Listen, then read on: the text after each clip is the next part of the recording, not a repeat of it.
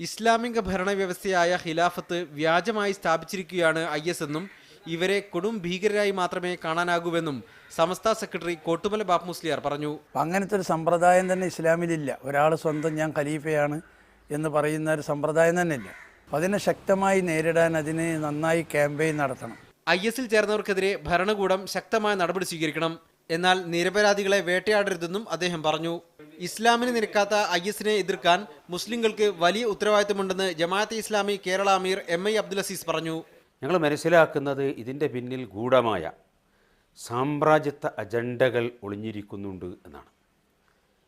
അത് പുറത്തു കൊണ്ടുവരികയാണ് ചെയ്യേണ്ടത്.